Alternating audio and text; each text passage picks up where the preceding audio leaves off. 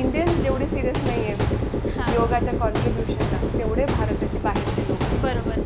तर face yoga हे लेडीजसाठी त्यांच्या कॉन्फिडन्स वाढवण्यासाठी आणि हळूहळू त्यांना योगाकडे जोडण्यासाठी. Face yoga is it's like a reception.